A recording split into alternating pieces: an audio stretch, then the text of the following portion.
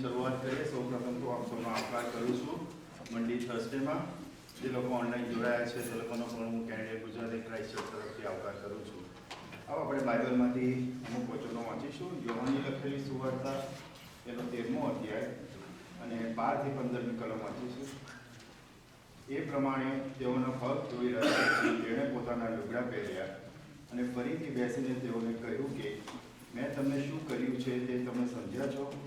તમે મને ગુરુ તથા પ્રભુ કહો છો. એ તમે ખરું જ કહો છો, કેમ કે હું એ જ છું.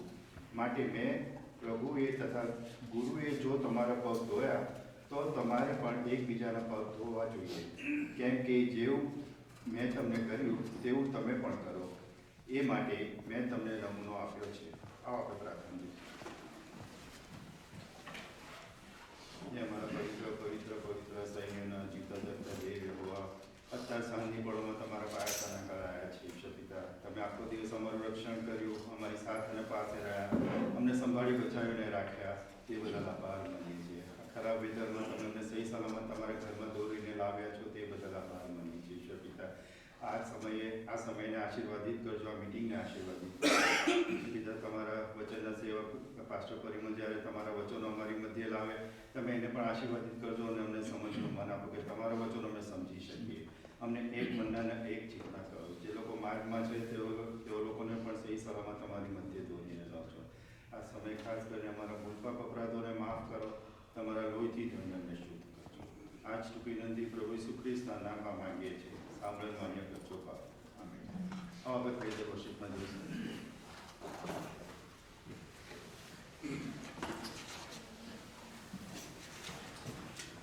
વધસ્તંભને હારો મારિયા, વિદ્યાર્થી દાદાએ તારે કાજ. વધસ્તંભને નિહાળો પાપિયા, વિદ્યાર્થી દાદાએ તારે કાજ. વંદો પ્રાર્થે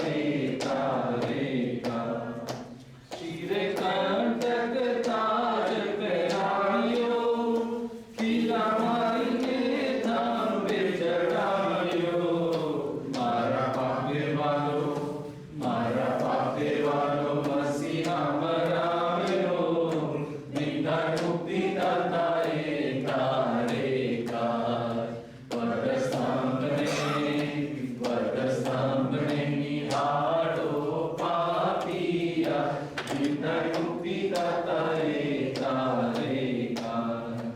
પ્રભુ જીવન તારે ચરણે મસીહા, ધન્ય ધન્ય મારા તારણહારા. કોટી વંદન હો મારા ઉદ્ધારનારા, વિંધાય મુક્તિદાતા એકારેકાર. વર્ધસ્તંભને નિહાળો પાપિયા, વિંધાય મુક્તિદાતા એકારેકાર.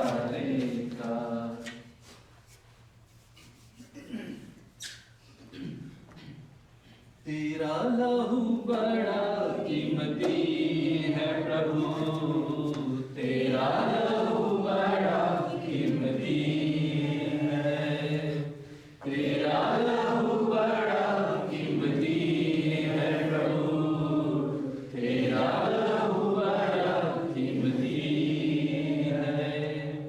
क्योंकि उस लहू में जो ताकत है, जिससे हम पाते हैं छुटकारा. क्योंकि उस लहू में जो ताकत है, जिससे हम पाते हैं छुटकारा. तेरा लहू बड़ा कीमती है प्रभु, तेरा लहू बड़ा कीमती है. तूने वो लहू बहाया है, सारी दुनिया को बचाया है. तूने वो लहू बहाया है, सारी दुनिया को बचाया है.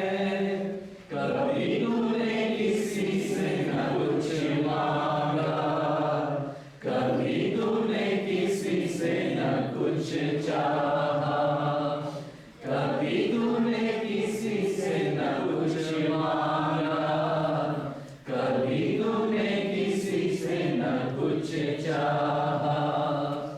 तेरा लहू बड़ा कीमती है प्रभु, तेरा लहू बड़ा कीमती है, तेरा लहू बड़ा कीमती है प्रभु, तेरा लहू बड़ा कीमती है.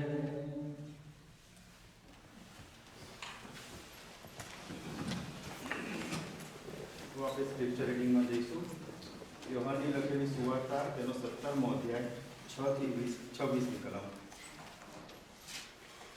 એ વાતો જગતમાંથી જે માણસો તે મને આપ્યા છે, તેઓને મેં તારું નામ પ્રગટ કર્યું છે. તેઓ તારા હતા ને તે તેઓને મને આપ્યા છે, અને તેઓએ તારી વાત પાડી છે. હવે તેઓ જાણે છે કે જે તે મને આપ્યા છે તે સર્વ તારાથી છે, કેમ કે જે વચનો તે મને આપ્યા હતા તે મેં તેઓને આપ્યા છે, અને તેઓએ તે સ્વીકાર્યા છે, અને હું તારી પાસેથી આવ્યો છું. એ તેઓએ નિશ્ચય જાણ્યું, અને તે મને મોકલ્યો છે એવો તેઓએ વિશ્વાસ રાખ્યો. તેઓને સારું હું વિનંતી કરું છું, જગતને સારું હું વિનંતી કરતો નથી, પણ જેઓને તે મને આપ્યા છે તેઓને સારું, કેમ કે તેઓ તારા છે, અને જે મારામાં તે બધા તારા છે, અને જે તારા તે મારા છે, અને હું તેઓમાં મહિમાવાન થયો છું. હવેથી હું જગતમાં નથી, પણ તેઓ જગતમાં છે, અને હું તારી પાસે આવું છું. હે પવિત્ર બાપ, તારું નામ જે તે મને આપ્યું છે તે નામ દ્વારા આપણા જેવા એક થવા સારું તેઓને સંભાળી રાખ. હું તેઓની સાથે હતો ત્યારે ત્યાં સુધી તારું નામ જે તે મને આપ્યું છે તેમાં તેઓને સંભાળી રાખ્યા, અને મેં તેઓનું રક્ષણ કર્યું. અને શાસ્ત્રવચન પૂર્ણ થવા સારો વિનાશના દીકરા સિવાય તેઓમાંના કોઈનો નાશ થયો નથી. પણ હવે હું તારી પાસે આવું છું, અને મારો આનંદ તેઓમાં સંપૂર્ણ થાય માટે હું જગતમાં એ વાત કહું છું. તારું વચન મેં તેઓને આપ્યું છે, અને જગતે તેઓના ઉપર દ્વેષ કર્યો છે, કેમ કે જેમ હું જગતનો નથી તેમ તેઓ પણ જગતના નથી. હું તેઓને જગતમાંથી લઈ લે એવી વિનંતી હું કરતો નથી, પણ હું તેઓને પાપથી બચાવે એવી વિનંતી કરું છું. જેમ હું જગતનો નથી તેમ તેઓ જગતના નથી, સત્યથી તેઓને પવિત્ર કર. તારું વચન સત્ય છે.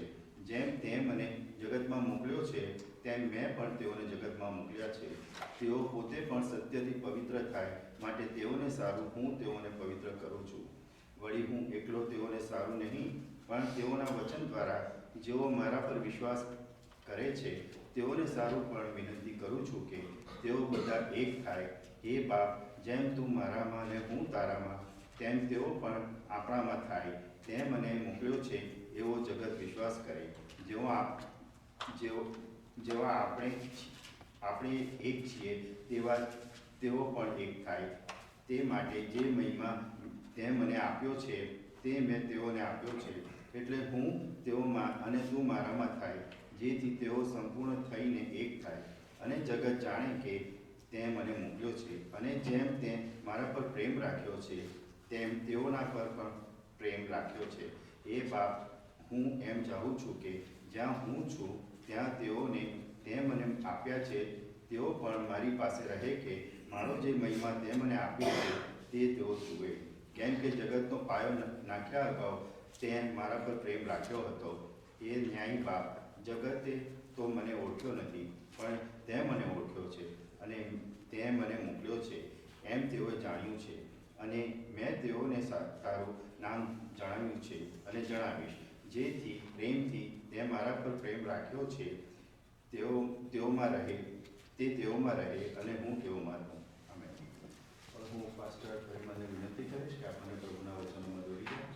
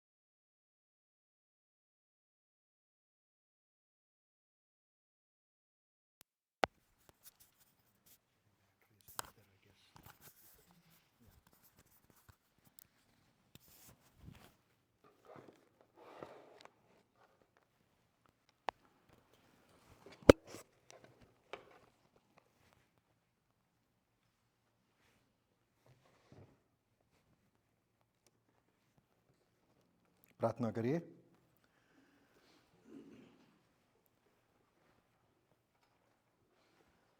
સ્વર્ગમાંના અમારા જીવંત અને કૃપાળુ પ્રભુ, આ સમયે તમારા નામને અમે ધન્યવાદ આપતા તમારા લોક તરીકે, તમારા બાળકો તરીકે અમારી જાતોને પ્રભુ અમે તમારા હાથોમાં સોંપીએ છીએ.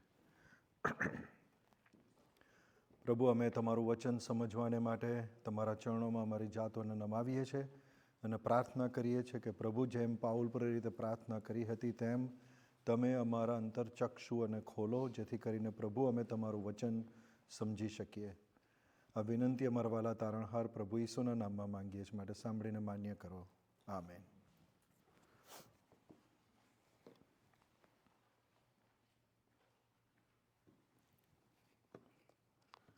પ્રભુ ઈસુની પ્રાર્થનાઓ એ વિષય ઉપર સ્ટડી કર્યો છે. પ્રભુ ઈસુની પ્રાર્થનાઓ બહુ અજાયબ જેવી પ્રાર્થનાઓ છે, અથવા તો પ્રભુ ઈસુની પ્રાર્થનાઓ અને પ્રભુ ઈસુનું પ્રેયર લાઈફ. ઘણી વખત પ્રાર્થના રેકોર્ડ કરવામાં નથી આવી, પણ પ્રભુ ઈસુ અહીંયા ગયા અને આખી રાત પ્રાર્થના કરી, એકાંતે ગયા અને પ્રાર્થના કરી. એવી બહુ બધી વખત એ વસ્તુ લખેલી છે અને એવા સમયે એમની પ્રાર્થના રેકોર્ડ નથી કરી. પણ પ્રભુ ઈસુનું પ્રેયર લાઈફ એ બહુ અમેઝિંગ છે અને બહુ ચેલેન્જિંગ છે. અને અમે હમણાં જ એ બાઇબલ સ્ટડી પૂરી કરી. બાઇબલ સ્ટડીનું ટાઇટલ હતું પ્રેઇંગ લાઇક જીસસ. એમાં પ્રભુ ઈસુની બહુ થોડી પ્રાર્થનાઓને અમે લીધી હતી, પણ એના ઉપરથી એક પેટર્ન બહાર આવી કે પ્રભુ વારંવાર આખી રાત પ્રાર્થના કરતા હતા. રાઈટ, સાંજે જાય ને સવાર સુધી આખી રાત પ્રાર્થના કરતા હતા. અને દેન અમે વિચાર્યું કે ઇટ્સ અ ગુડ પ્રેક્ટિસ. એટલે પછી અમે ચર્ચ તરીકે ક્વાર્ટરલી ઓલ નાઇટ પ્રેયર ચાલુ કરી. અને મને બહુ એવું આશા નહોતી કે અમુક જે નોન ઇન્ડિયન પીપલ છે એ લોકો આવે, પણ ઘણા બધા લોકો આવ્યા, ઘણા બધા લોકો એની અંદર ભાગ લીધો અને વી વેર બ્લેસ્ડ. એટલા માટે શેર કરું છું કે વી need to study about the patterns of Jesus prayer life. આજે આપણે એ નથી જોવાના, આજે આપણો એ ટૉપિક નથી. આજે આપણો બહુ સિમ્પલ સાદો ટૉપિક છે અને આઈ હોપ કે this message will be one of the simplest messages I have ever preached. એટલો સિમ્પલ મેસેજ હું આજે રાખવા માગું છું, કારણ કે it is focused on just simple prayer of Jesus અને એના વર્ડ્સ ઉપર આપણે ખાસ ફોકસ કરવાના છે. કદાચ બહુ ક્રોસ રેફરન્સીસ પણ આપણે આજે જોવાના નથી. આપણું આજે ટોટલ ફોકસ એ 17મા અધ્યાયની જે પ્રાર્થના છે એ 17મા અધ્યાયની પ્રાર્થના ઉપર આપણે ફોકસ કરીશું અને એને સમજવાની કોશિશ કરીશું. તૈયાર છો? 4-5 જણાએ જાઓ જવાબ આપ્યો. હા, જાગો તો છો. હવે ઓનલાઈનવાળાને પૂછીશું તો તમે તો જવાબ આપશો, રાઈટ? હા, સંભળાયો ખરો અમુક લોકોને જવાબ. પણ તમને બી હું વિનંતી કરીશ કે જો તમારી પાસે બાઇબલ હોય તમારા ડિવાઇસીસમાં કે ફિઝિકલ, તો તમે ઓપન રાખશો અને યોહાનની સુવાર્તા તેનો 17મો અધ્યાય 1-2 વચનો યોહાનની સુવાર્તામાંથી જોઈશું, પણ યોહાનની સુવાર્તામાં જ આપણે આ બાબતો સ્ટડી કરવાની કોશિશ કરીશું. આપણી આ જે સિરીઝ આપણે જોઈ રહ્યા છે પેશન વીક દરમિયાન, કઈ સિરીઝ જોઈ રહ્યા છે યાદ છે?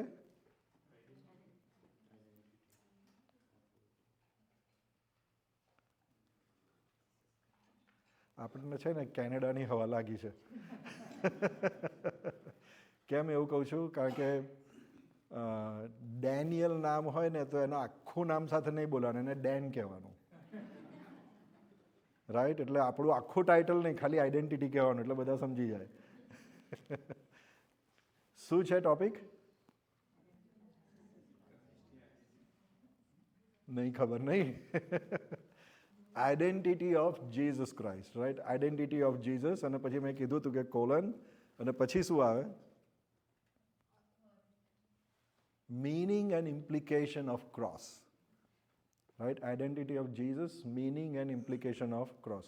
આજનો આ જે વચન છે, તો આજનો આ જે ટૂંકો સ્ટડી છે એ સહેજ ઓફ છે એ ટોપિકથી, રાઈટ? એટલે એ ટોપિકથી આપણે થોડાક દૂર જઈએ છીએ અને પ્રભુ ઈસુની પ્રાર્થના એ શું છે એ સમજવાની કોશિશ કરીશું. અને ગઈકાલે મેં આ પ્રશ્ન પૂછ્યો હતો, શું પ્રભુએ આપણા માટે પ્રાર્થના કરી હતી?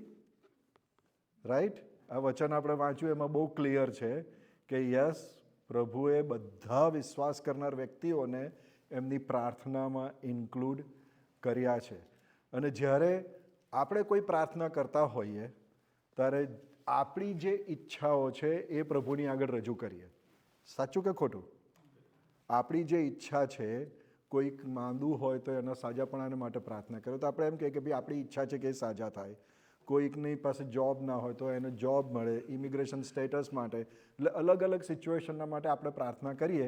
અને એ પ્રાર્થના એ આપણી અંદરની ઈચ્છા દર્શાવે છે કે આ વ્યક્તિ માટે કે આ પરિસ્થિતિ માટે મારી આ ઈચ્છા છે અને આ પ્રાર્થના હું તમારી આગળ મૂકું છું. અને સિમિલરલી પ્રભુની જે પ્રાર્થના છે એ ઈશ્વરની ઈચ્છા આપણા માટે શું છે એ દર્શાવે છે પ્રાર્થનાની અંદર. એટલે આપણે પ્રભુની ઈચ્છા આપણા માટે શું છે એ આ પ્રાર્થના દ્વારા આપણે સમજવાની કોશિશ કરીશું. તો આપણે એને 3 ભાગમાં વહેંચી શકીએ. આ આખી પ્રાર્થના જે છે એને આપણે છઠ્ઠી કલમથી વાંચી છે. એ પ્રાર્થના આગળ શરૂ થાય છે, પણ આપણે એ 1 થી 5 કલમો જોવાના નથી. આપણે છઠ્ઠી કલમથી 26મી કલમ સુધી જોવાના છે. અને એને 3 ભાગમાં મેં વહેંચી છે. તમે કદાચ વધારે ભાગમાં વહેંચી શકો છો. પહેલો જે ભાગ છે 6 થી 8 કલમ છે અને એની અંદર પ્રભુ એવું કહે છે કે મને જે કામ સોંપ્યું હતું એ કામ મેં પૂરું કર્યું છે. મને સોંપેલું કામ મેં પૂરું કર્યું છે એ પ્રાર્થનાની અંદર જણાવે છે. 9મી કલમથી માંડીને 19મી કલમ સુધી એ એમના સમયના જે પ્રેઝન્ટ ડિસાઇપલ્સ હતા એમના માટે પ્રાર્થના કરે છે. પર્ટિક્યુલરલી 12 ડિસાઇપલ્સ જે હતા એમના માટે પ્રાર્થના કરે છે. અને એ સમય એમની સાથે બીજા બી હતા, એમના માટે પ્રાર્થના કરે છે. એ 9 થી 19 કલમની અંદર. અને પછી 20 થી 26 કલમની અંદર એ દરેક ડિસાઇપલના માટે પ્રાર્થના કરે છે દરેક ડિસાઇપલના માટે પ્રાર્થના કરે છે. હવે અહીંયા જે ઇમ્પોર્ટન્ટ વસ્તુ આપણે ધ્યાનમાં રાખવાની જરૂર છે એ આ જરૂર છે કે જે પ્રાર્થના કરે છે પ્રભુ, એવા લોકો માટે ત્યાં સ્પષ્ટ કહે છે કે ભાઈ હું તેમના માટે પ્રાર્થના કરું છું, જગતના માટે પ્રાર્થના નથી કરતો. 9મી કલમમાં સ્પષ્ટ લખે છે કે હું તેઓને સારું વિનંતી કરું છું, જગતને સારું હું વિનંતી કરતો નથી. તો આ જગત એ શું છે? જગતને સારું વિનંતી કરતો નથી. Vote does that mean? જગત એ શું છે? જગત એ જગતની અંદરના લોકો છે, રાઈટ? એટલે બે પાર્ટ પાડી દે છે પ્રભુ, મારા લોકો અને જગતના લોકો, રાઈટ? જેને પ્રભુએ મને આપ્યા છે એ લોકો અને જગતના લોકો. એટલે કહે છે કે આ જે પ્રાર્થના છે એ હું જગતના લોકો માટે નહીં, પણ મને જે લોકો તમે આપ્યા છે એ લોકોના માટે હું પ્રાર્થના કરું છું. એટલે સિમ્પલી આ પ્રેયર એ એવા લોકો માટે છે કે જે પ્રભુ ઈસુ પર વિશ્વાસ કરતા હોય એ, રાઈટ? પ્રભુ ઈસુ પર વિશ્વાસ કરનાર વ્યક્તિઓ આ પ્રાર્થનામાં ઇન્ક્લુડેડ છે, રાઈટ? એટલે આપણે આ 3 ભાગની અંદર આ પ્રાર્થના સમજવાની કોશિશ કરીશું. તૈયાર છો?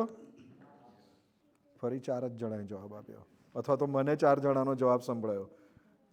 ઓકે, આપણે 6 થી 8 કલમોની અંદર જોઈએ તો ત્યાં આ પ્રમાણે લખ્યું છે.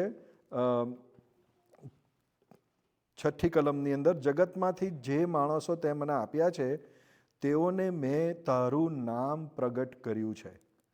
મેં તારું નામ તેઓને પ્રગટ કર્યું છે. પછી કહે છે કે તેઓ તારા હતા ને તે તેઓને મને આપ્યા છે અને તેઓએ તારી વાત પાડી છે. એટલે અહીં બહુ ક્લિયર એક વસ્તુ છે કે મેં તારું નામ પ્રગટ કર્યું છે. મેં તેઓને તારું નામ પ્રગટ કર્યું છે. Is Jesus like God or God is like Jesus? Jesus is God, yes. Sorry? Both are the same, right? Both are the same. But nobody has ever seen God. એવું આપણે કહીએ છીએ ને, right?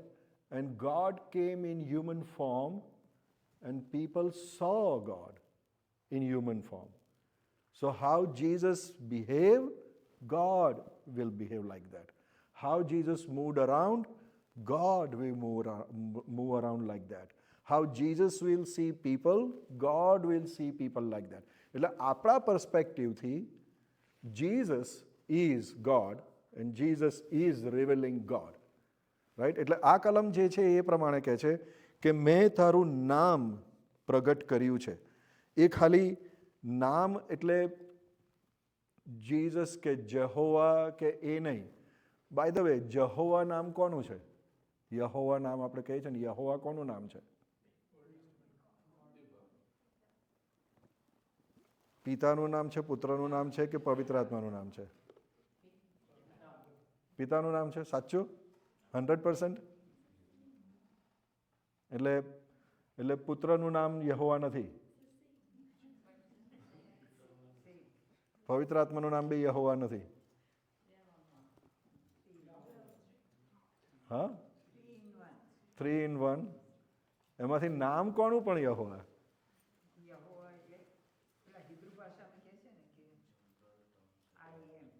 રાઈટ. આઈ એમ હુ આઈ એમ, right? એ કોના માટે? Confuse કરું છું? એ નામ દર્શાવે છે કે કેરેક્ટર ને ક્વોલિટી દર્શાવે છે? જહોવા છે એ કોઈ નામ છે કે કેરેક્ટર કે ક્વોલિટી દર્શાવે છે? મૂસાને કેમ એવું દર્શન થયું? હવે આપણે વધારે સાઈડ ટ્રેક જઈએ છીએ. ઓકે, મૂસાને જ્યારે દર્શન થયું ત્યારે કેવી રીતે દર્શન થયું એ તો બધાને ખબર છે, રાઈટ? ખબર છે ને? કોણે પસંદ કર્યું કે હું આવી રીતના દર્શન આપીશ મૂસાને? ઈશ્વરે પસંદ કર્યું, રાઈટ? અને ત્યાં ચમત્કાર જેવું શું હતું ત્યાં આગળ? બળતું ઝાડવું. પણ એમ ચમત્કાર શું હતો? એ ભસ્મ નહોતું થતું, રાઈટ? એ ભસ્મ નહોતું થતું. What does that mean? એ શું ઇન્ડિકેટ કરે છે? આગ જે છે એ લાકડા પર આધારિત નહોતી. જો આગ એ લાકડા પર આધારિત હોત તો લાકડું ભસ્મ થયું હોત.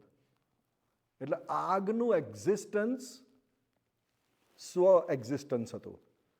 આગ પોતે જ અસ્તિત્વ ધરાવતી હતી અને એટલા માટે નામ છે I am that I am. I exist from the beginning.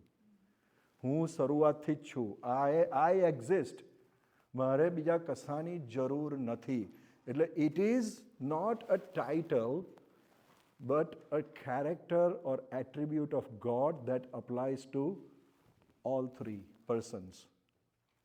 Right. એટલે અહીંયા જે નામની વાત કરે છે પ્રભુ ઈસુ કે તારું નામ મેં પ્રગટ કર્યું છે, right, that does not mean કે નામ એટલે આ બીજા બધા દેવોના નામ નહીં, પણ આ નામ તમારે રાખવાનું, આ નામનું તમારે ભજન કરવાનું, એવું નહીં. પણ મેં એ લોકોને તારું કેરેક્ટર, તમારા એટ્રીબ્યુટ્સ, હુ યુ આર, એ મેં તેઓની આગળ પ્રગટ કર્યું છે. રાઈટ, એ મેં એ લોકોની આગળ પ્રગટ કર્યું છે એવું પ્રભુ ઈસુ કહે છે. એટલે 6 થી 8 કલમોની અંદર પ્રભુ એ કહે છે કે જે કામ મને સોંપવામાં આવ્યું હતું એ કામ મેં ત્યાં આગળ કર્યું છે. કોઈ 17મા અધ્યાયની 4થી ને 5મી કલમ વાંચશો? જે કામ કરવાનું તે મને સોંપ્યું છે તે પૂરું કરીને મેં તને પૃથ્વી પર મહિમાવાન કર્યો છે. અને હવે હે બાપ, જગત ઉત્પન્ન થયા અગાઉ તારી સાથે જે મહિમા હું ભોગવતો હતો તે વડે તું હમણાં પોતાની સાથે મને મહિમાવાન કર. આમેન. અહીંયા બહુ ક્લિયર લખે છે કે જે કામ કરવાનું તે મને સોંપ્યું છે તે પૂરું કરીને મેં તને પૃથ્વી પર મહિમાવાન કર્યો છે. એટલે મેં તમને લોકોની આગળ, ખાસ કરીને ડિસાઇપલ્સની આગળ મેં તમને પ્રગટ કર્યા છે. એ વાત ત્યાં આગળ પ્રભુ કહે છે. 6ઠ્ઠા અધ્યાયની અંદર આપણે જોઈએ છે, 6ઠ્ઠી કલમની અંદર આપણે એ બી જોઈએ છે કે પ્રભુ ઈસુની જે મિનિસ્ટ્રી છે ને ત્યાં લખ્યું છે કે તેઓ તારા હતા ને તે તેઓને મને આપ્યા છે અને તેઓએ તારી વાત પાળી છે. એટલે એ એમ કહે છે કે આ જે છે એ ઈશ્વરની ઓનરશિપ છે. તારા હતા અને તે મને તેમને આપ્યા. એટલે જે પ્રભુ પર વિશ્વાસ કરે છે they are own by God. God owns them. પેલું હિન્દી એક ફરીથી મૂવીની વાત કરું છું, ઓકે. ક્રિશ્ચિયન હિન્દી નાનું મૂવી છે આશા, જોયું છે? કદાચ થોડુંક જૂનું છે એટલે નહીં જોયું હોય. એમાં પેલી એક નાના છોકરાની સ્ટોરી છે, બોટવાળી સ્ટોરી છે. યાદ છે તમને કોઈને? નાનો છોકરો હતો અને એને બોટ, બહુ નાની એક બોટ, સરસ બહુ સુંદર બોટ હતી એની પાસે અને એને બહુ ગમતી હતી.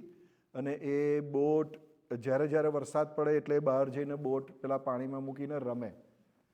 અને દર વખતે પેલું પાણી સહેજ ભરાયું હોય, નાનું પોન્ડ થયું હોય, એમાં એકલો રમ્યા કરે. પછી એક વખત બહુ બધું પાણી પેલું વહેતું હતું એટલે એને થયું કે અહીંયા તો હું રમું છું પણ ત્યાં મૂકું તો શું થાય? એટલે એણે ત્યાં મૂક્યું તો એની બોટ જતી રહી અને એ પકડી શક્યો નહીં. એ બોટને પકડી શક્યો નહીં. પછી ઘરે એને રડવા માંડ્યો કે મારી બોટ જતી રહી, મારી બોટ જતી રહી, મારી બોટ જતી રહી. અને દેન એના મમ્મી અને પછીથી બધા મિત્રો, આજુબાજુના બધા, એ બધાએ શોધખોળ ચાલુ કરી બોટની. પણ પાણીનો ફોર્સ એટલો બધો હતો કે એ બોટ જતી રહી. અને બહુ સર્ચ કર્યું, બહુ દિવસે ઉદાસ રહ્યો. He was in pain, grief, કે મારી બોટ, હવે હું કેવી રીતના બોટ લાવીશ ને કેવી રીતના હું રમીશ. અને ફ્યુ મંથ્સ વીતી ગયા અને પછી દેન એ એના મમ્મીની સાથે એક સ્ટોરની અંદર જતો હતો અને એ સ્ટોરમાં એક જગ્યાએ, ઊંચી જગ્યાએ બોટ પડેલી હતી. એક બોટને મસ્ત ડેકોરેટ કરીને, ડેકોરેટ એટલે એવી ને એવી જ, પણ ડેકોરેટેડ પ્લેસ હોય એવી જગ્યાએ એને મૂકેલી હતી. તરત જ એને જોઈને એના મમ્મીને કહે છે કે મારી બોટ, મારી બોટ, મારી બોટ. એટલે એના મમ્મી કહે હવે તારી નથી રહી. એટલે પેલા એની પાસે જઈને કહે છે શોપકીપરને કે મારી બોટ, મારી બોટ. તો કહે છે કે ના, આ તારી બોટ નથી, તારે જોઈએ છે, આટલા પૈસા થશે, you pay and then you get it. એટલે એની મમ્મીની પાસે જાય છે કે આટલા પૈસા. એટલે એના મમ્મી એને પે કરે છે અને બોટ એને આપે છે. અને એ બોટ હાથમાં લે છે અને પછી શું કહે છે ખબર છે? એ મૂવીની અંદર બહુ સરસ રીતે બતાવ્યું છે, you are twice mine, you are twice mine. I owned you before, I created you before, and now I purchased you. So I own you twice. We are twice God's. એમની ઓનરશિપ આપણા ઉપર double ownership છે. Double ownership છે. એમણે આપણને create કર્યા છે, આપણે ઉત્પન્ન કર્યા છે. That's why we belong to him. અને પછી એમણે વધસ્તંભ પર બલિદાન આપીને આપણને ખરીદી લીધા છે. અને that's why we are twice his. અને એ વચન અહીં પ્રભુ કહે છે કે જે તારા હતા તેઓ તારા હતા ને તે તેઓને મને આપ્યા છે અને તેઓ તારી વાત પાડી છે. એટલે વેન વી અન્ડરસ્ટેન્ડ ધીસ કે પ્રભુ ઈસુએ એમને જે કામ સોંપ્યું હતું એ કામ પૂરું કર્યું. પ્રભુ ઈસુએ ઈશ્વરને પ્રગટ કર્યા અને જે લોકોને એ જણાવ્યું કે you belong to God, you belong to God.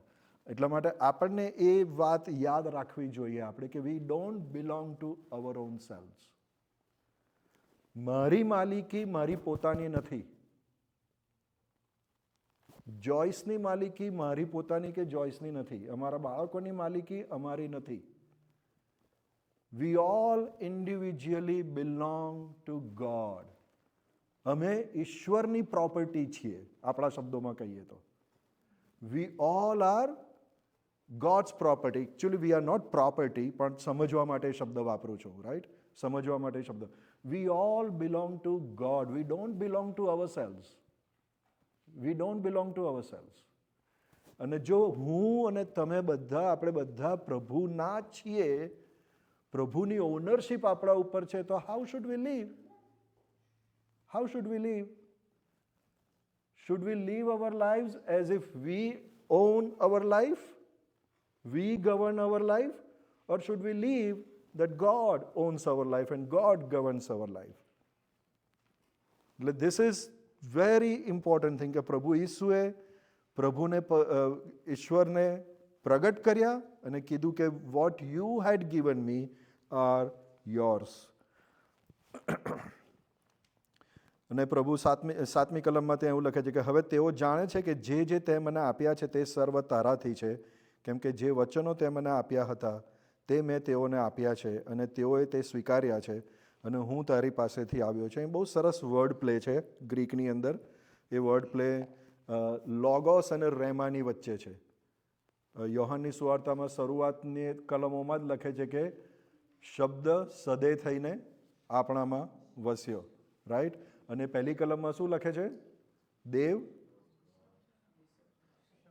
શબ્દ દેવની સાથે, બરોબર? અને શબ્દ પોતે દેવ, એટલે એ લોગોસ વર્ડ છે. એટલે અહીંયા આગળ જે વર્ડ પ્લે છે એ છે કે લોગોસને યુ ગેવ રેમા. એટલે લોગોસ જે your word through which you created, એટલે પ્રભુ ઈસુ પોતે, એ પ્રભુ ઈસુને તમારા શબ્દો આપ્યા, તમારું ટીચિંગ આપ્યું કે જે લોકોની આગળ પ્રદર્શિત કરવામાં આવે. અને એ આ સાતમી કલમના ભાગમાં એ કહે છે કે તે લોકોએ તારા વચનો જે તે મને આપ્યા હતા તે સ્વીકાર્યા છે અને એ સ્વીકાર્યું છે કે હું તારી પાસેથી આવ્યો છું. એ તેઓએ નિશ્ચય જાણ્યું કે તે મને મોકલ્યો છે એવો તેઓએ વિશ્વાસ રાખ્યો. ઓલ રાઈટ, આ 8 કલમ સુધીમાં આપણે આટલું જ જોવા માંગીએ છીએ. પણ 8મી કલમમાંથી 3 જે શબ્દો છે એ 3 શબ્દો ઇંગ્લિશની અંદર અમુક શબ્દો છે અને ગુજરાતીની અંદર અમુક શબ્દો છે. એની ઉપર આપણે થોડોક ટાઈમ હાઇલાઇટ કરીશું. ત્યાં એવું લખ્યું છે ઇંગ્લિશની અંદર 3 શબ્દો એવા છે કે they received, they have known and they believe. Received, known and believed. અહીં ગુજરાતીમાં એ શબ્દ છે કે તેઓએ સ્વીકાર્યા છે, જાણ્યું છે અને વિશ્વાસ રાખ્યો છે, રાઈટ? સ્વીકાર્યું છે, જાણ્યું છે અને વિશ્વાસ રાખ્યો છે. અને એટલા માટે પ્રભુની જે મિનિસ્ટ્રી છે એની અંદર આ ફોકસ એ કરી શકાય કે God cannot B non without faith or trust that is deeply rooted in understanding and knowledge. આપણે આપણા શબ્દોમાં કહીએ અથવા તો આપણી ભાષામાં કહીએ કે it is not a blind faith.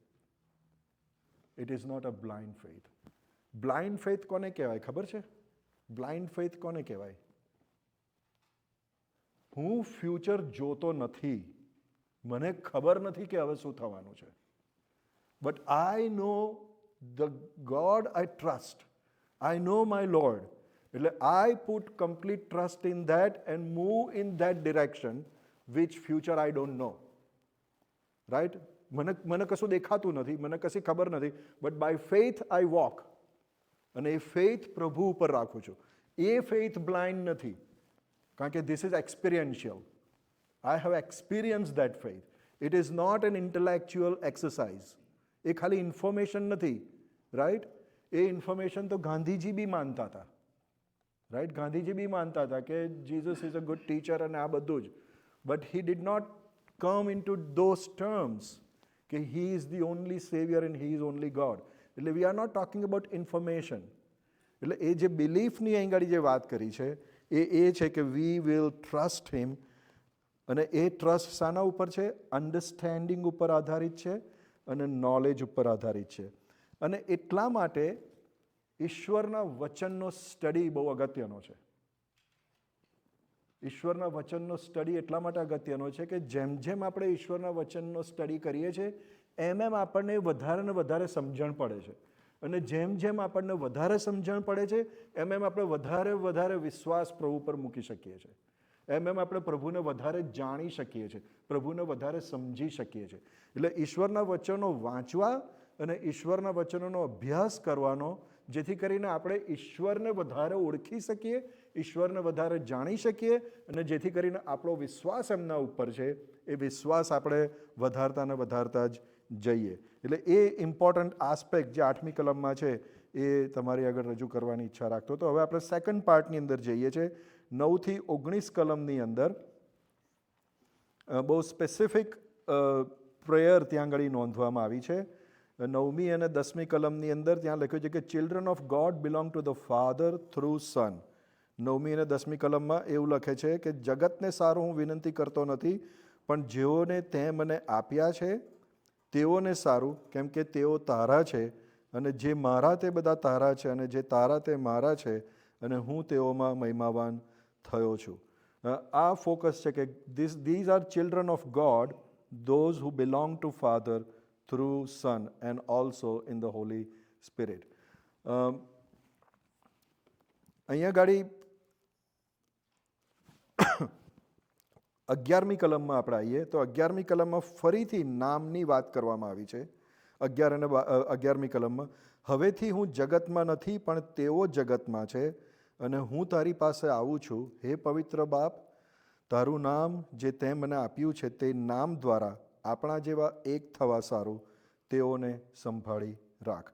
In your name. Once again ઇંગાડી ઇન યોર નેમ એ શબ્દ છે, right? It is again not the name Jesus કે જહોવા, એ નેમ નહીં.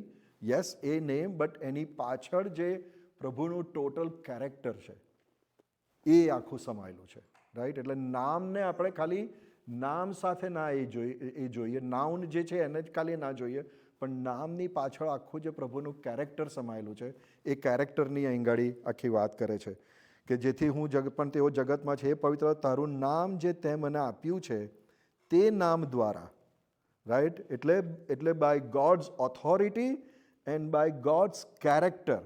પ્રભુની પ્રાર્થના એ છે કે by God's character, by God's person and by God's authority, these are my prayer. કઈ પ્રેયર છે? 2 પ્રાર્થના છે 11મી કલમની અંદર. 2 પ્રાર્થના છે.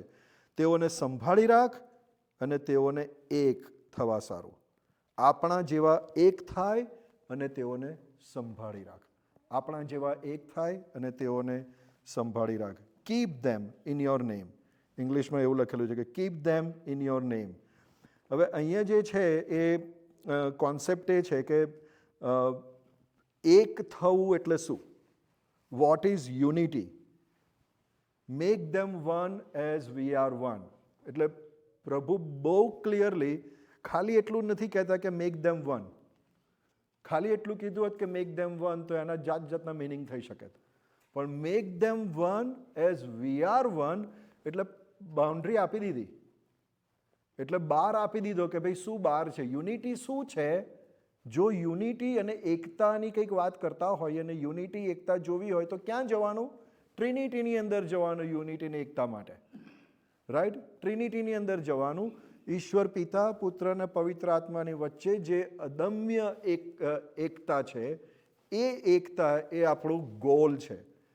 એ જેવા એક છે એવા આપણે એક થવાનું, એ પ્રભુ ઈસુની પ્રાર્થના ત્યાં આગળ છે કે આપણા જેવા એક થવા સારું તેઓને સંભાળી રાખ.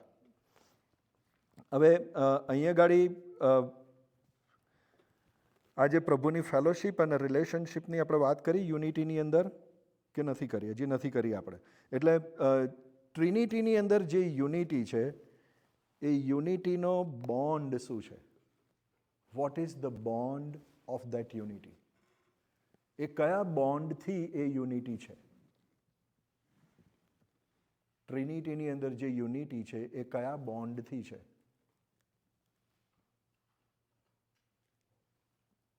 કોઈ આઈડિયા?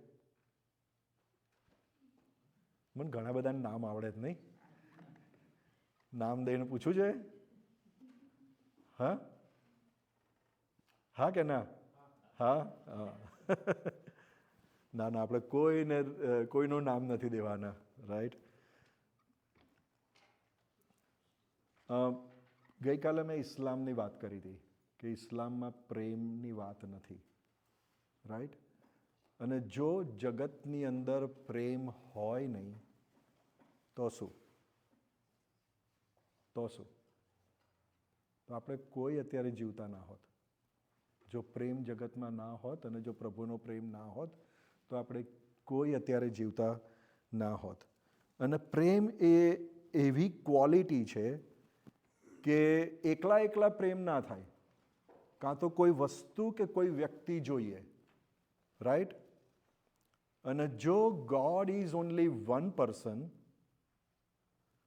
તો where is that quality of love coming? આખી જગતની ઉત્પત્તિ કરી એ પહેલા પ્રભુ કોને પ્રેમ કરતા હતા? જો if he is only one person, right? જો એક જ વ્યક્તિ હોય તો એક જ વ્યક્તિ કોને પ્રેમ કરતા હતા? ડીડ હી હેવ ધેટ લવ?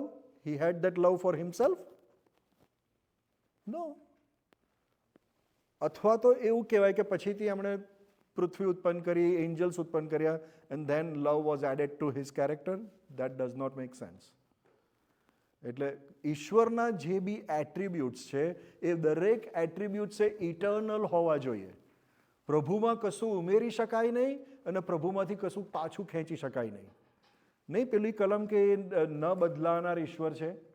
કેમ ન બદલાનાર ઈશ્વર છે? આપણા જેવા સ્ટબન છે કે ના હું નહીં કરું એવું? ના, એ સ્ટબન નથી આપણા જેવા. નહીં બદલાનાર ઈશ્વર એટલે એ કમ્પ્લીટ છે. એમાં કશું એડ કરી શકાય નહીં, કશું જ એડ કરી શકાય નહીં, એટલે બદલી ના શકાય. એમાંથી કશું લઈ બી ના લઈ શકાય. એમાં એડ ના કરી શકાય ને એમાંથી કશું લઈ ના લેવાય. એટલા માટે એ કમ્પ્લીટ છે, એટલા માટે કદી ન બદલાનાર ઈશ્વર છે, એવા ને એવા છે. એટલે એમની પ્રેમની ક્વોલિટી બી ઇટર્નલ હોવી જોઈએ. અને જો એ પ્રેમની ક્વોલિટી ઇટર્નલ હોવી જોઈએ તો આખી પૃથ્વીને બીજું બધું જ ઉત્પન્ન કર્યું, એ ઉત્પત્તિ થઈ એ પહેલાં કોને પ્રેમ કરતા હતા? તો એનો જવાબ 17મા અધ્યાયની અંદર પ્રભુ ઈસુ આપે છે. પ્રભુ ઈસુ, આપણે જમ્પ કરીએ છીએ સીધા 26મી કલમ.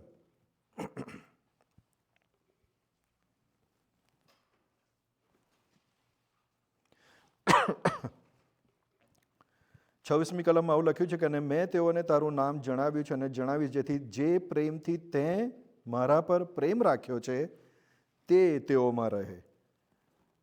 એટલે પ્રશ્ન થાય કે ઓકે, પ્રભુ દેવ બાપ એ દીકરા ઉપર પ્રેમ રાખે છે, પણ ક્યારથી?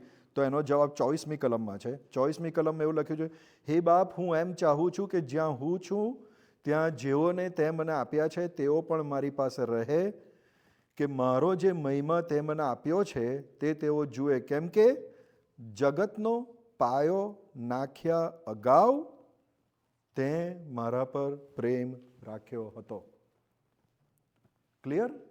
જગતનો પાયો નાખ્યા અગાઉ તે મારા પર પ્રેમ રાખ્યો હતો. એટલે પ્રભુ પિતા, પ્રભુ પુત્ર અને પ્રભુ પવિત્ર આત્માની વચ્ચે જે ફેલોશિપ અને ઇન્ટિમેટ રિલેશનશિપ છે એનું બોન્ડ એ પ્રેમ છે. એનું બોન્ડ એ પ્રેમ છે. એનું બોન્ડ એ હ્યુમિલિટી છે. એનું બોન્ડ બહુ બધા કેરેક્ટરિસ્ટિક્સ છે, પણ પ્રેમ એ એનો કોર છે. અને એટલા માટે જે યુનિટી આપણામાં થવી જોઈએ, શિષ્યોમાં જે યુનિટી થવી જોઈએ, એ એગ્રીમેન્ટની યુનિટી ના થવી જોઈએ કે I agree with you, right? એગ્રીમેન્ટની યુનિટી ના થવી જોઈએ. ઓકે, ચલો આ કામ કરવાનું છે તો હા હું તારી સાથે છું, we will do it together. એટલે આપણે કશુંક પ્લાન કરીએ કે કશુંક કરવા માટે આપણે બધા સાથે મળીને કરીએ, that is not the unity Jesus is praying here. પ્રભુ એ યુનિટીની પ્રાર્થના કરે છે કે જે યુનિટી ગોડહેડની અંદર છે, પ્રેમની યુનિટી ગોડહેડમાં છે, એ યુનિટી આપણામાં આવે, એ યુનિટી આપણામાં આવે. એ પ્રભુની પ્રાર્થના ત્યાં આગળ આપણે જોઈએ છે. અને બીજી જે પ્રાર્થના 11મી કલમમાં છે એ જ એમ કહે છે કે સંભાળી રાખ, તેઓને સંભાળી રાખ. Protect them, guard them, protect them and guard them, protect them and preserve them. એ પ્રાર્થના ત્યાં પ્રભુ શિષ્યોના માટે કરે છે. એટલે પ્રભુની ઈચ્છા એવી છે કે જેમ એમની વચ્ચે પ્રેમની યુનિટી છે, એમ આપણામાં એ પ્રેમની યુનિટી આવે. અને એ પ્રેમની યુનિટી શું છે? એ પ્રેમની યુનિટી શું છે? એ પ્રેમ પ્રભુએ જેમની વચ્ચે પ્રેમ છે, એ પ્રેમ એમણે આપણા માટે પણ બતાવ્યો છે. એ પ્રેમ શું બતાવ્યો છે એમણે આપણા માટે? Love does not depend on merits. Love does not depend on merits. Unconditional લવની વાત કરીએ છીએ, means unconditional love. It does not depend on merit. આવું આવું હોય તો હું પ્રેમ કરું ને આવું આવું ના હોય તો નહીં પ્રેમ કરું. એકબીજા પરનો જે શિષ્ય વચ્ચેનો, એકબીજા પરનો જે પ્રભુની કન્યા તરીકે અથવા તો ધ બોડી ઓફ ક્રાઇસ્ટ રીતે આપણામાં જે પ્રેમ હોવો જોઈએ, it is acceptance, acceptance, acceptance and acceptance. જો મને પ્રભુએ એમના પ્રેમમાં એક્સેપ્ટ કર્યો, who am I to reject someone? Right? બીજા શબ્દોમાં મૂકીએ, જો પ્રભુ કોઈને રિજેક્ટ નથી કરતા, તો how can I reject someone? Are you getting the point? અને એવું કહે છે કે ભાઈ આપણે એટલી બધી ડિવિઝન્સ લાવ્યા છે. આપણે ખાલી, હું ગુજરાતી વ્યક્તિઓની વાત નથી કરતો, પણ એઝ અ હ્યુમન બિઈંગ એટલા બધા ડિવિઝન્સ લાવ્યા છે કે જેટલા બની શકે એટલા ડિવિઝન લાવ્યા છે. અને that tells that we don't accept each other. જેટલું બની શકે એટલું આપણને અનએક્સેપ્ટન્સના બાર્સ મૂકીએ છીએ આપણે, કે because of this I do not accept, because of this I do not accept, because of this I do not accept.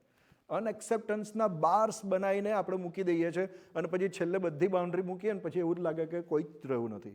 I cannot accept anybody. અને જો એ જ બાર્સ જે મૂક્યા છે, એ બાર્સથી હું મારી જાતને ચેક કરું તો I will not accept myself as well. Right? એટલે પ્રેમ જે છે ઇટ ઇઝ અનડિનાઇડ અને અનકન્ડિશનલ એક્સેપ્ટન્સ ઓફ ઈચ અધર.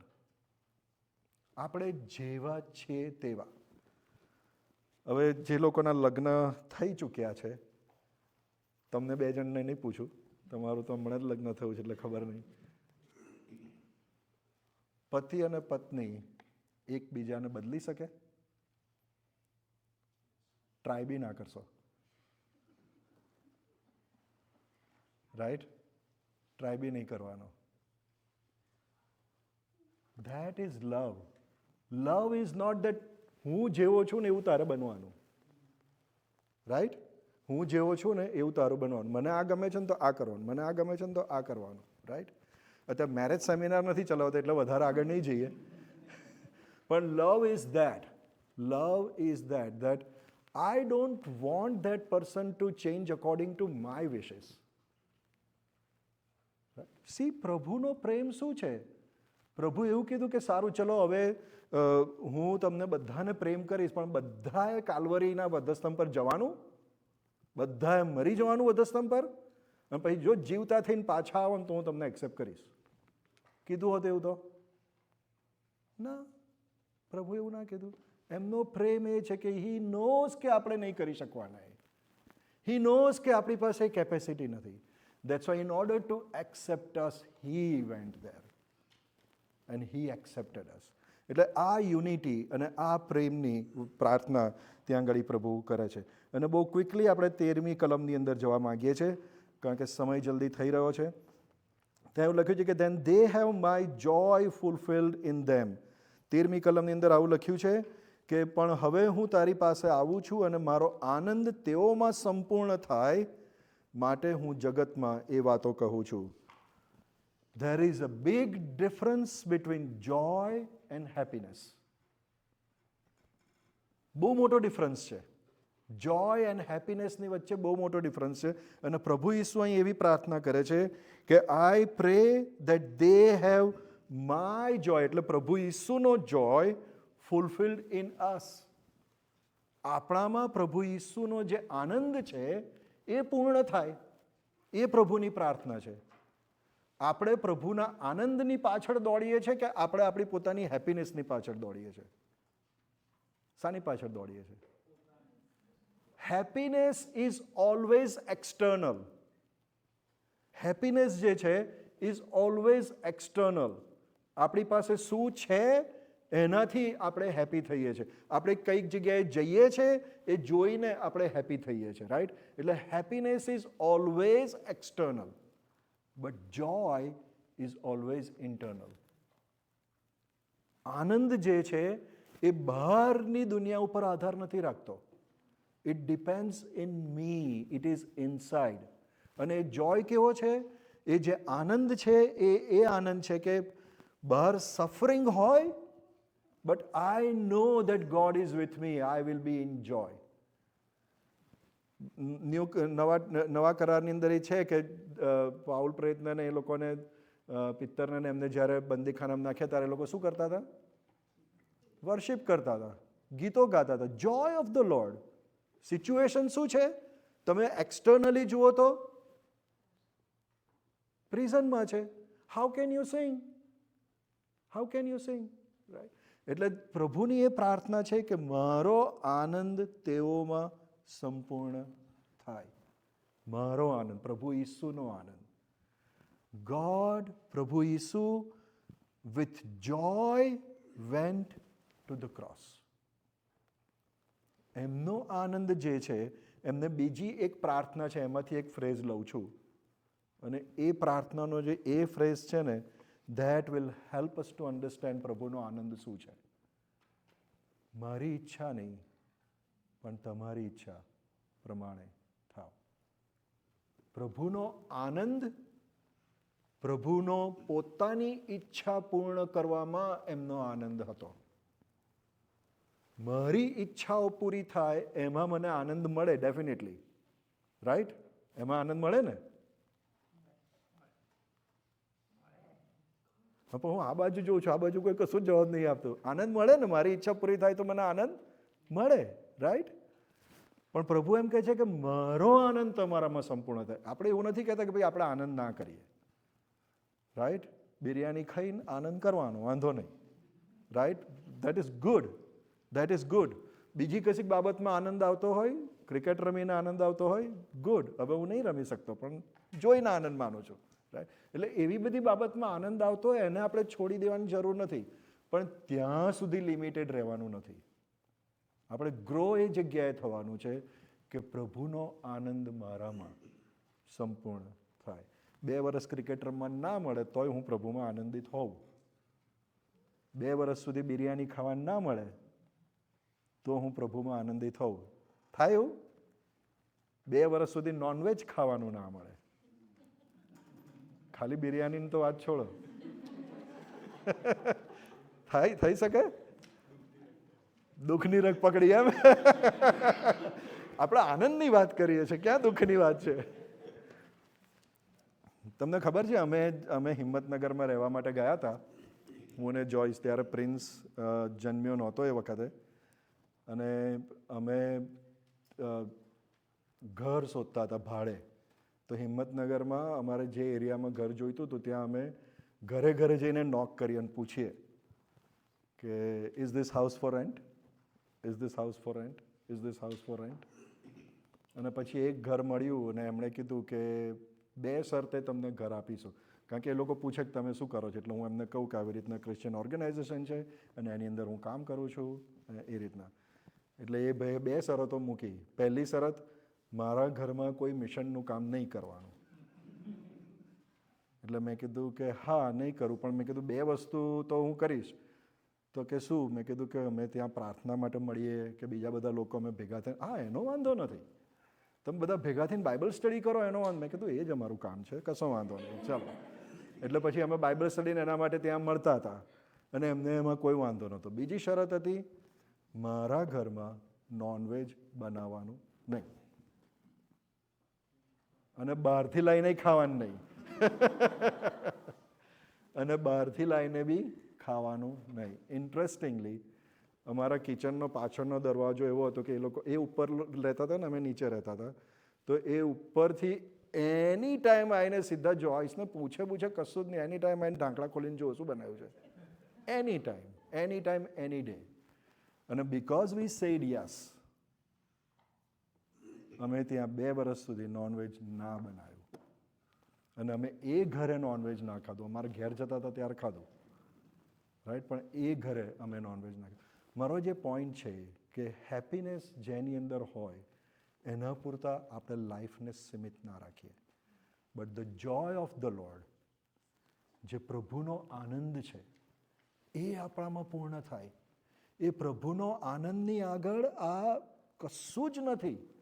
આ જે હેપીનેસ છે ને એ કશું જ નથી પ્રભુના આનંદની પાછળ. અને એ આપણે આપણા જીવનની અંદર રાખવાની જરૂર છે. એ પ્રભુની ઈચ્છા છે, કારણ કે પ્રભુ એ પ્રાર્થના કરે છે. પ્રભુની ઈચ્છા એ છે કે આપણે એક થઈએ, પ્રભુ જેવા એક છે એમ. પ્રભુની ઈચ્છા એ છે કે પ્રભુ આપણને સંભાળી રાખે આ પૃથ્વી ઉપર. અને પ્રભુની ઈચ્છા એ છે કે પ્રભુ આપણને એ આનંદ આપણા જીવનમાં આવે, એ પ્રાર્થના કરે છે. અને આપણી એ પ્રાર્થના છે કે પ્રભુ આ સમજવાને માટે કૃપા આપે અને આપણામાં પ્રભુનો આનંદ સંપૂર્ણ થાય, એવી આપણી બધાની પ્રાર્થના છે. અને પછી 17મી કલમમાં એવું લખે છે કે સેન્ટિફાય ધેમ, સત્યથી તેઓને પવિત્ર કર, તારું વચન સત્ય છે. એટલે પ્રભુની બીજી ઈચ્છા એ છે કે આપણે પવિત્ર બનીએ, આપણે પવિત્ર બનીએ. એટલે પ્રભુની ઈચ્છા આ પ્રાર્થનામાં આપણે જોઈએ છે કે સત્યથી તેઓને પવિત્ર કર. સત્ય શું છે? પેલા તે પ્રશ્ન પૂછે છે પ્રભુ ઈસુને, રાઈટ, વોટ ઇઝ ટ્રુથ? સત્ય શું છે? કે પછી એવો પ્રશ્ન પૂછવું જોઈએ કે સત્ય કોણ છે? પ્રભુ ઈસુ પોતે સત્ય છે. માર્ગ, સત્ય અને જીવન હું છું. અને અહીંયા બહુ સ્પેસિફિક લખ્યું છે કે તારું વચન સત્ય છે, તારું વચન સત્ય છે. સત્યથી તેઓને પવિત્ર કર, તારું વચન સત્ય છે, તારું વચન સત્ય છે. એટલે આપણે પોતાની જાતને, પ્રભુની આ પ્રાર્થના છે, આપણે પવિત્રતામાં આગળ વધવાનું, એ પ્રભુની પ્રાર્થના છે. પવિત્રતા એ પ્રભુની ઈચ્છા છે, એ દુનિયાની અગેન્સ્ટ છે. અને એટલા માટે દુનિયાને પ્રોબ્લેમ છે બાઇબલથી અને દુનિયાને પ્રોબ્લેમ છે પ્રભુ ઈસુ ખ્રિસ્તથી, કારણ કે પ્રભુ ઈસુ પવિત્રતાની વાત કરે છે અને દુનિયાને પવિત્રતા ગમતી નથી, રાઈટ. પણ આપણે પ્રભુના બાળક તરીકે એમાં આગળ વધવાનું છે. બહુ ક્વિકલી આપણે છેલ્લી 3-4 બાબતો 20મી કલમથી 26મી કલમની અંદર જોઈએ. અને ત્યાં એવું લખ્યું છે કે વળી હું એકલા તેઓને સારું નહીં, પણ તેઓના વચન દ્વારા જેઓ મારા પર વિશ્વાસ કરે છે તેઓને સારું પણ વિનંતી કરું છું. એટલે એમાં આપણે બધા એમાં ઇન્ક્લુડ થઈ ગયા. અને શું પ્રાર્થના છે? તેઓ બધા એક થાય. ફરીથી પ્રેયર ઓફ યુનિટી, રાઈટ. તેઓ બધા એક થાય હે બાપ, જેમ તું મારામાં અને હું તારામાં, તેમ તેઓ પણ આપણામાં થાય, કે તે મને મોકલ્યો છે એવો જગત વિશ્વાસ કરે. તે મને મોકલ્યો છે એવો જગત વિશ્વાસ કરે. એટલે our unity is our evangelism in a way. Our unity and our love bond with each other, એ આપણું ઇવેન્જલિઝમ છે, રાઈટ. પ્રેમથી લોકો જાણશે કે તમે મારા શિષ્યો છો, રાઈટ. પ્રેમથી જાણશે કે તમે મારા શિષ્ય છો. એટલે અહીંયા ગાડી એ યુનિટીની ત્યાં આગળ આપણે વાત જોઈએ છે કે પ્રભુ એમ કહે છે કે તેઓ બધા એક થાય, એવી હું પ્રાર્થના કરું છું, જેથી કરીને જગત વિશ્વાસ કરે. જેવો આપણે એક છે તેવા પણ એક થાય. 22મી કલમમાં એવું લખ્યું છે, જેવા આપણે એક છે તેમ તેઓ પણ એક થાય, એ માટે જે મહિમા તે મને આપ્યો છે તે મેં તેઓને આપ્યો છે. એટલે હું તેઓમાં અને તું મારામાં થાય, જેથી તેઓ સંપૂર્ણ થઈને, ફરીથી એ જ શબ્દ વાપરે છે, સંપૂર્ણ થઈને એક થાય. એટલે આ આખી 21મી અને 22મી કલમનો જો ઝિસ્ટ કાઢીએ તો પ્રભુ ઈસુની એ પ્રાર્થના છે કે આપણે યુનિટીમાં આવીએ, આપણે એક થઈએ. અને એ યુનિટી ઓફ, ફરીથી હું રિમાઇન્ડ કરાવું છું, it is unity in love. Simple. Unity in love. Simple. અઘરું છે, ટફ છે, કારણ કે આપણે બધા માણસો છીએ, બહુ જ અઘરું છે. પણ જો આપણે એને અચીવ કરવાનો ગોલ રાખીએ તો પ્રભુ આપણને મદદ કરે છે. પ્રભુ આપણને મદદ કરે છે. અને મેં પહેલાં બી કદાચ કીધું છે, અને મારી નીસના મેરેજમાં એણે મને કીધું હતું કે કાકા તમે પ્રભુનું વચન આપજો. અને ત્યારે મેં એમ કીધું હતું કે કોઈ પણ મેરેજની અંદર પ્રેમ સુકાઈ જશે. મેં પહેલાં કીધું હતું ને આ વાત, રાઈટ? કોઈ પણ રિલેશનશિપમાં, કોઈ પણ મેરેજની અંદર પ્રેમ સુકાઈ જશે. અને જ્યારે પ્રેમ સુકાશે ત્યારે બીજી બધી વસ્તુઓ પ્રેમની જગ્યા લેવા માંડશે. રાઈટ? બીજી બધી વસ્તુઓનું હું નામ નથી આપતો અત્યારે, પણ પ્રેમ સુકાઈ જશે એટલે બીજી બધી વસ્તુઓ અંદર એડ થવા માંડશે ને એ રિલેશનશિપને ક્રેક મૂકશે. રિલેશનશિપમાં પહેલાં નાની તિરાડ મૂકશે, પછી જો એ કેર નહીં લઈએ તો એ મોટી તિરાડ થાય છે. અને એટલા માટે વેન વી અન્ડરસ્ટેન્ડ કે પ્રેમ એ ડ્રાય થઈ ગયો છે તો શું કરવાનું? કહી દેવાનું કે ભાઈ પ્રેમ ડ્રાય થઈ ગયો છે, સાચવીને રહેજે, એમ? હા, એવું કહેવાનું? ના. We need to connect ourselves with the source of love. આપણે સોર્સ ઓફ લવ નથી, God is source of love. અને ત્યાંથી આપણને પ્રેમ મળે છે. આપણે આપણામાં પ્રેમ ઉત્પન્ન કરી શકીએ જ નહીં. આપણો એટ્રીબ્યુટ છે જ નહીં પ્રેમ. એ ગોડલી કેરેક્ટર છે. અને એટલા માટે ઈશ્વરની સાથેના સંપર્કમાં હોઈએ તો જ એ પ્રેમ આપણામાં આવે. અને એટલા માટે મંડળીની અંદર અને એ શિષ્યો તરીકેની એકતાની અંદર પણ કોઈકનું બિહેવિયર ના ગમે, દેટ ઇઝ બચ નેચરલ. કારણ કે આપણે બધા અલગ અલગ છીએ. એટલે કોઈકનું હું ના ગમું, કોઈકને મારું બોલવાનું ના ગમે, કોઈકને મારી બોલવાની સ્ટાઇલ ના ગમે, કોઈકનું આમ હાથ હલાવું છું એ ના ગમે. Right? It is but natural. Right? આપણને કોઈકની એવી બાબતો ના ગમે પણ એને હાઇલાઇટ નહીં કરવાની.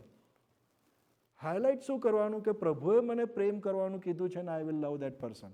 એટલે જે સ્મોલ બાબતો છે એને છોડીને જે પ્રેમથી યુનિટી આવે છે, એ પ્રેમ, એ ઈશ્વર તરફથી એ પ્રેમ લઈને આપણે ત્યાં જવાની જરૂર છે. એટલે અહીંયા એ જ પ્રાર્થના છે 21મી અને 22મી કલમમાં કે તેઓ જેવા આપણે એક છીએ તેવા પણ એક થાય. અને ઇટ ઇઝ પ્રેમ. અને પ્રેમ ઇઝ, મેં પહેલાં કીધું છે, પ્રેમ ઇઝ ધ ટફેસ્ટ. રાઈટ? પ્રેમ એ સૌથી અઘરી વસ્તુ છે. સૌથી અઘરી વસ્તુ છે. અનકન્ડિશનલ લવ એ સૌથી અઘરી વસ્તુ છે. અને it is getting tougher when it is for the close relations. જ્યારે નજીકના સંબંધોની વાત કરીએ છીએ ત્યારે નજીકના સંબંધોની અંદર એ વધારે અઘરું પડે છે. એ વધારે અઘરું પડે છે. રાઈટ? કદાચ હસબન્ડ અને વાઈફમાં બહુ અઘરું નહીં પડતું હોય, એ તમે જાણો. રાઈટ? પણ સિબલિંગ્સની અંદર ને કઝિન્સની અંદર ને એ બધા જે ફેમિલી રિલેશનશિપ્સ છે એની અંદર બી ઘણી બધી વખત એ પ્રેમ એ અઘરો થઈ પડે છે. પણ પ્રભુની આ પ્રાર્થના છે કે તેઓ એક થાય અને એ એકતા એ પ્રેમની એકતા છે. બહુ ક્વિકલી આપણે 22, 23 અને 26મી કલમ જે થઈને આપણે પૂરું કરવા માંગીએ છીએ. એ કમ્પ્લીટ યુનિટીની આપણે વાત કરીએ, કમ્પ્લીટ યુનિટીની વાત કરે છે. અને પછી આપણે એ પણ જોયું કે જેથી કરીને જગત જાણે કે તે મને મોકલ્યો છે. અને પછી 24 અને 25 અને 26 કલમની અંદર આપણે પ્રેમની જે બાબત આપણે જોઈ ચૂક્યા છે એને આપણે ફરીથી હાઇલાઇટ કરવા માગું છું. અને 25મી કલમમાં એવું કહે છે કે હે ન્યાયી બાપ, જગતે તો તને ઓળખ્યો નથી પણ મેં તને ઓળખ્યો છે અને તે મને મોકલ્યો છે એમ તેઓએ, એટલે જે વિશ્વાસ કરે છે તેઓએ જાણ્યું છે. અને મેં તેઓને તારું નામ જણાવ્યું છે અને જણાવીશ.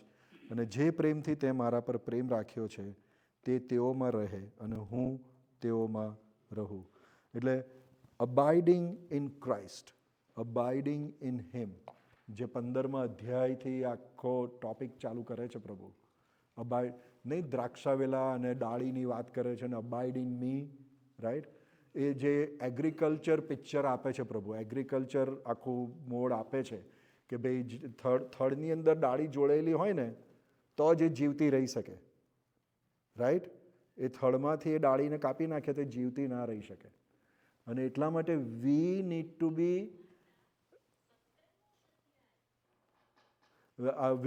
બી rooted into that stem.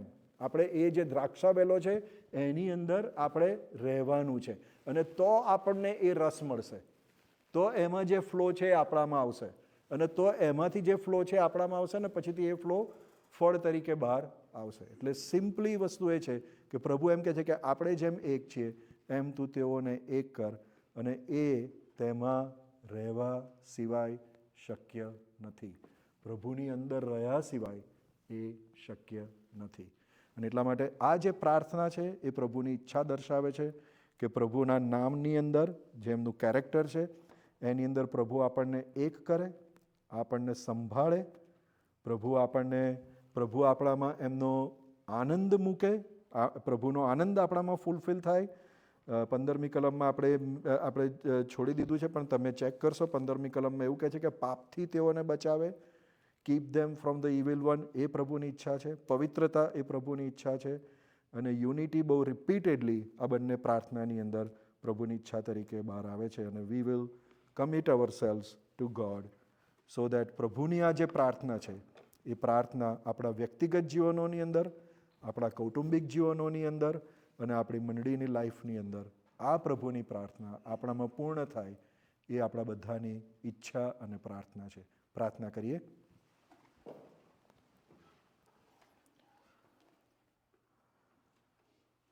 સ્વર્ગમાં અમારા જીવંત અને કૃપાળુ પ્રભુ, અમે તમારી આ અદ્ભુત પ્રેયરના માટે, અમેઝિંગ પ્રેયરના માટે પ્રભુ અમે તમારો આભાર માનીએ છીએ. પ્રભુ તમે બહુ કોર પકડીને પ્રભુજી અમારા માટે પ્રાર્થના કરી છે, જે તમારી ઈચ્છા પ્રભુ. અમારી વિનંતી છે પ્રભુ કે અમે આ બાબતોને વધારે ને વધારે સારી રીતે સમજી શકીએ, એના માટે તમારી મદદ અમને આપો પ્રભુ. અમારી પાસે આ બધું કરવાની શક્તિ નથી પ્રભુ. અમે પ્રાર્થના કરીએ છીએ કે પ્રભુ તમે અમને તમારી દોરવણી, તમારા આત્માની ઐક્યતા અને પ્રભુ તમે અમને તમારું પરાક્રમ આપો એવી પ્રાર્થના કરીએ છીએ. હેલ્પ અસ ઓ લોર્ડ, જેથી કરીને તમારી આ જે ઈચ્છા જે તમે તમારા પ્રાર્થનામાં મૂકી છે એ અમારામાં પૂર્ણ થાય એવી પ્રાર્થના કરીએ છીએ. વિનંતી અમારા વાલા તારણહાર પ્રભુ ઈસુના નામમાં માંગીએ છીએ, સાંભળીને માન્ય કરો. આમેન. આપણે ઊભા થઈશું અને પ્રભુની શીખવેલી પ્રાર્થના સાથે બોલીશું. ઓ આકાશમાં પવિત્ર રાજ્ય આકાશમાં તેમ પૃથ્વી પર ઈચ્છા પૂરી થયો. રોટલી આજ અમને આપો, જેમાં કર્યા છે માફ કરો, અને પરીક્ષામાં ના લાવો, પણ છૂટકો કરો, કેમ કે રાજ્ય તથા પરાક્રમ મહિમા સ્કાર્ષ તમારા જ છે. આમેન.